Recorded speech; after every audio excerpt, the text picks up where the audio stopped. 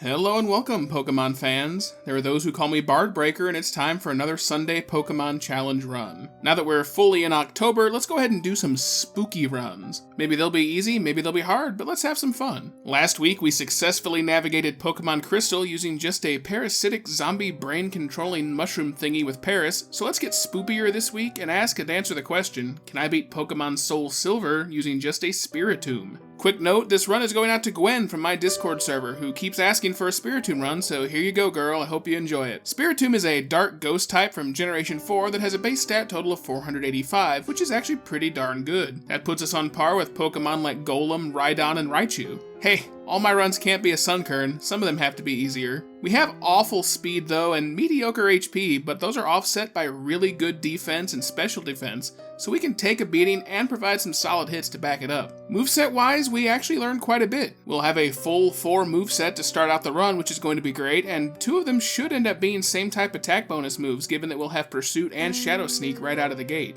We get Feint Attack early, which is also nice, and we may even end up using Hypnosis and Dream Eater to keep us in the fight for regeneration as we go. By TM, we learn quite a bit, with even a bit of surprising type coverage, as we can learn things like Water Pulse, somehow, and Thunderbolt, Silver Wind, and heck, even Rock Tomb and Hyper Beam.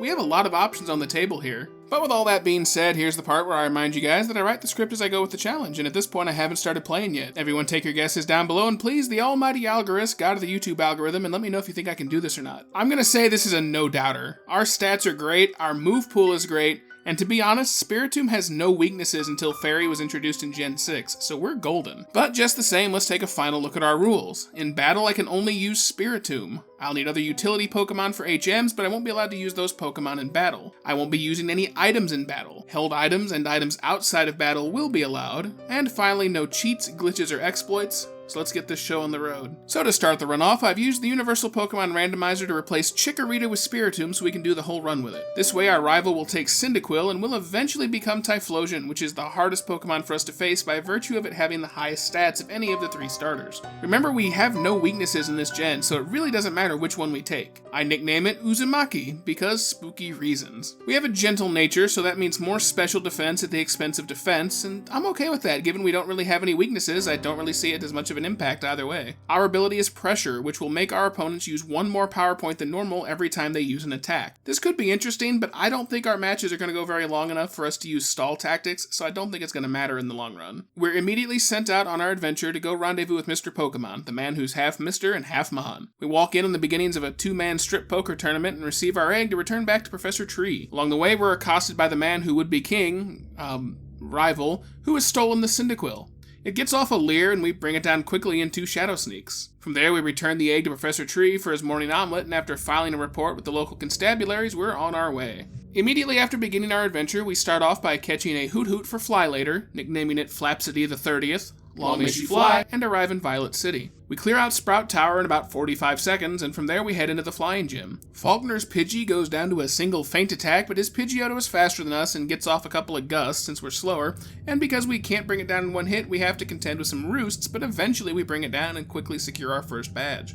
Along our way to Azalea Town, we stop to catch a Geodude for Strength later, nicknaming it Bicepticus the 30th, Long May She Lift, and make our way into town. After we clear out the Slowpoke well, it's time for Bugsy at the Bug Gym. And I actually lose a few attempts in a row thanks to Scyther. Finally, I remember that I actually have Confuse Ray, and on the first attempt where I try it, we managed to get past the Scyther without taking a lick of damage. Kakuna does bring us down 1 HP from a Poison Sting, and after that, the Metapod literally can't hurt us, so we finally bring it down, and there's our next badge in the book. Again, I know this seems like it's going quick, but not all the runs are going to be difficult. After the gym, we have to face our rival on the way out of town, and while normally I have to grind a bit for this fight and some of my other runs, in this one we're able to defeat him on our very first attempt without taking any damage whatsoever. In fact, most of his team went down in 1 hit. After we rescue the wayward Farfetch'd, we can catch a Paris for Cut later, nicknaming it Snipticus the 30th, Long May He Cut, and head into Goldenrod City where we head straight for the normal gym. We hit hard against the Clefairy, but we get infatuated and get hit with a Fire Spin from the Clefairy's Metronome. We manage to break through the infatuation though and bring it down to the second attack. Out next is her famous Miltank though, and I'm legitimately confused here. How is Miltank hitting me with Stomp? Stomp is a normal move and we're part Ghost. Alright, so future me made a note here. I actually went back and discovered that this Miltank has the Scrappy ability, which allows normal type moves to land against Ghosts. On our second attempt, we wind up just as much attracted and immobilized. Alright, this is interesting. Let's go get a few levels and try again. I didn't think we'd be running into difficulty this early. We come back at level 30 and we immediately one-shot the Clefairy with a feint attack, and then it's on to Miltank. She still outspeeds, and even though I've equipped a Quick Claw, which had apparently failed, she gets a flinch with her Stomp. She lands another Stomp for a critical hit, and it makes me worried, but we land a critical hit back with feint attack to bring it down in one shot. Well, there we go. We finally seized the day and got our third badge. Along the way north into Ecruteak City, I actually run into this mandatory double battle. Since I was too lazy to go back, I used my first attack to knock out my Snipticus so it didn't impact the battle, and from there, things got really interesting. The Wigglytuffs and Clefables don't seem to be able to actually hit me, but they can attract me and put me to sleep with Sing, so I have to wake up and break through Infatuation to attack, and on top of that, they can disable my dark attacks. So I end up locked into this fight for so long. Yes, a Spiritomb is actually being stonewalled by a Clefable and a Wigglytuff. Finally though, after what seemed like forever, even through the speed up, we finally get past them and make our way into Ecruteak City. After defeating our rival in the Burn Tower using an easy sweep with feint attack, we head for Morty's Ghost Gym, and it's honestly not even worth talking about. We sweep through with super effective feint attacks in about 10 seconds. With that, we get the TM for Shadow Ball and replace Shadow Sneak and proceed to Olivine City. And once we're there, we get sent on our usual fetch quest for the secret man juice from the Sianwood Pharmacy, so before we do that, let's go get something for Surf. I spend some time until I get a 3% encounter of a Staryu here in Olivine City, nicknaming it Aquades the 30th, long may they swim, and then I can proceed into Sianwood. After our stop at Shady Sam's super secret potion shack to get the medicine for the Ampharos, I take a moment to quickly take out the fighting gym. We one-shot the Primeape with Shadow Ball, and though the Poliwrath does survive one, it doesn't hang around long, and another Shadow Ball brings it down, and there's another badge in the book. After returning to Olivine City and giving the medicine to Ampharos and turning the lighthouse back on, we try our hand at Jasmine in the Steel Gym. And I just don't think we're quite ready yet. We inevitably get paralyzed, and we're just taking too much damage from Thunderbolts from Magnemite at this point. So let's go do the other gyms and come back. One of the nice things about these games is that you don't have to do the gyms in linear order.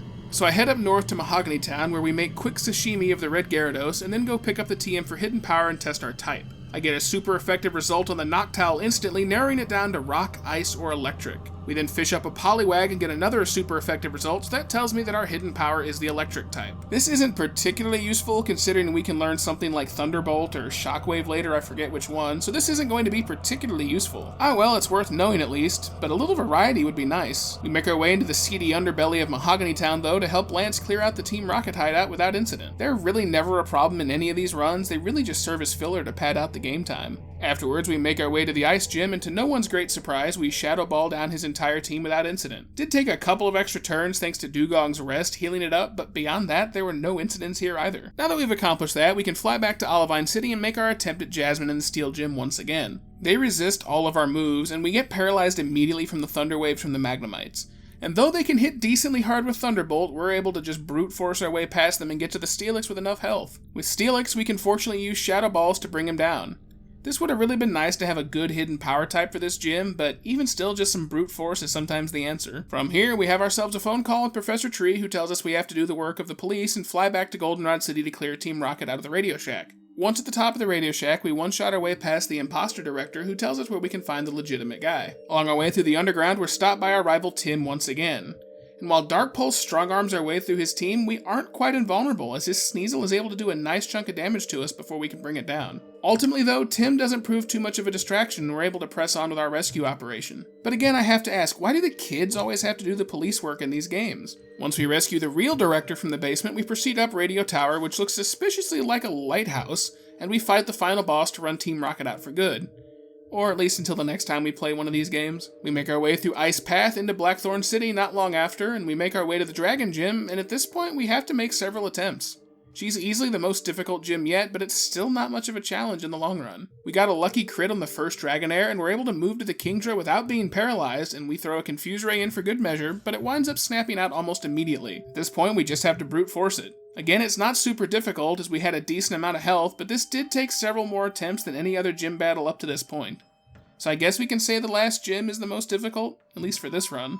Unfortunately though, she doesn't want to give us the badge for winning. For the second time this game, what is it about Johto gym leaders who refuse to do their jobs? What kind of rebellion against the Mon do we have going on here? We pass our standardized testing with ease though, thanks to No Child Left Behind, and we can finally get our badge. After which we do get the Master Ball from Professor Tree and head to Ekritique Dance Theater to deal with the Kimono Girls. And honestly, they take a few attempts to get through. It certainly doesn't help that the first Pokemon we have to face is an Umbreon, but we fortunately end up outspeeding their Jolteon, and even though the Vaporeon isn't a treat, we can get the girls finished off and secure our next mandatorily story-forced laborious task. We make our way to the Whirl Islands to deal with Lugia, but quickly discover I need something for Flash.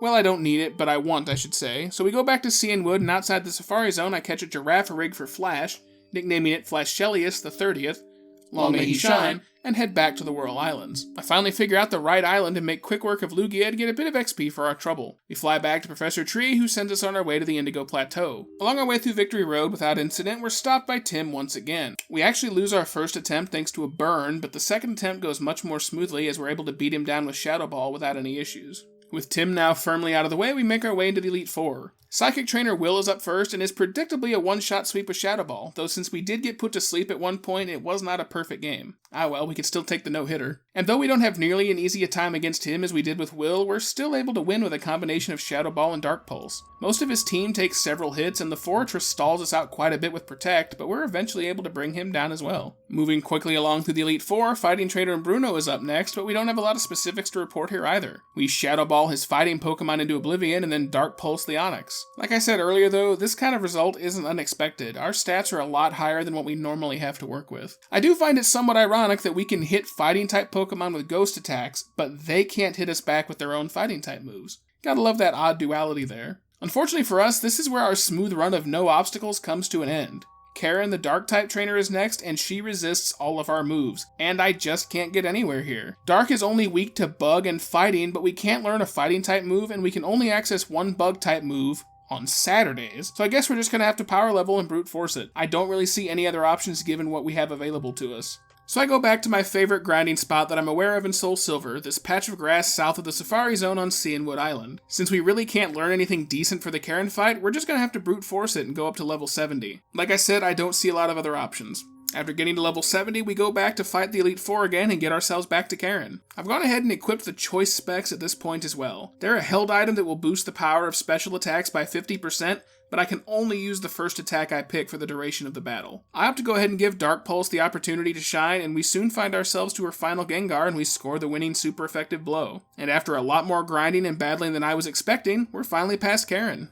After winning against Karen, unfortunately Lance is proving to be just as difficult, if not more so than Karen. Even with the choice specs, I'm just not doing quite enough damage here. Alright, time to level up again. So finally at level 79, I make another go at Lance. Shadow Ball plus the choice specs really are doing a fair bit of damage here, and we're finally at a high enough level that we can not only one-shot the Gyarados, but we can also one-shot 2/3 of his Dragonite Triumvirate. Charizard and Aerodactyl aren't much of a threat at this point either, and quickly in short order we're able to defeat Lance, and there we go. After more grinding than I expected, we've beaten Soulsilver with just a Spiritomb. The credits roll and we get Spiritomb into the Hall of Fame. At least that's it for the main story. There's still the post-game sector of Kanto that gets tacked on, so let's give that a whirl and see where it happens. After navigating our way through 7 Ace of Kanto without much difficulty, we arrive at really the only difficult gym in Kanto, Viridian City. I opt for my tried and true method of using the choice specs in combo with Dark Pulse. Only his Machamp survives one, which isn't unexpected, and after clearing out the gym, we've got our 8th badge. Or rather our 16th, and now we can gain access to Mount Silver and the final post-game fight against Red. I climb the mountain and get to Red at level 91, and it's just not happening. His Pikachu hits unbelievably hard with Volt Tackle, which is boosted with a Light Orb to the tune of around 150 plus damage. We can barely get the Venusaur down to half health before we're taken out. I'm not sure this is gonna work. I guess we're just gonna have to try at level 100 before we can even think about doing something else.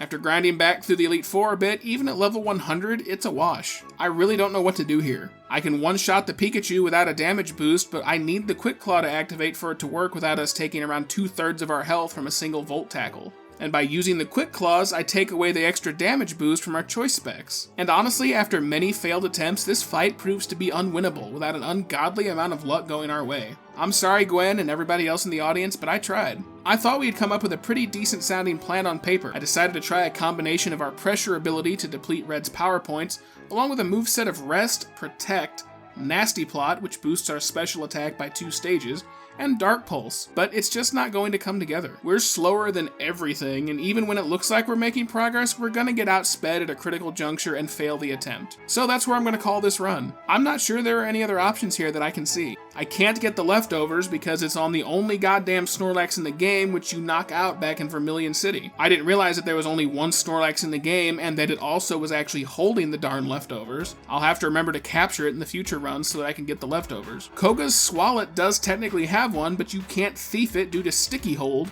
so the only other option would be to get a level 81 Pokemon with Pickup, and it only has a 1% chance to pick up the leftovers. There's just no time for that. Maybe in a future run I can remember to put some pickup Pokemon in the daycare, but if I get the Snorlax, I don't really need them. So anyway, the leftovers aren't happening. I also can't really spend the time to go get Double Team either, as that requires us to play the stupidest crap Voltorb flip to the tune of around 4,000 coins. That's not worth the time investment either for the potential of a run where Venusaur would miss enough. Bear in mind, after dozens of attempts, I still haven't gotten past the Venusaur once. Never mind he's got a Snorlax, a Blastoise, a Charizard, and an Espeon to come. I could go get Calm Mind, but that would also involve jerking around in the Battle Frontier for God only knows how long that'll take. There are really just too many variables to get the different pieces to match up that might help us accomplish our task here. The biggest difference as to why I'm calling this run is unlike Sunkern that had something to prove if for no other reason than the memes of beating a game with Sunkern, I don't really have anything to prove with a Spiritomb.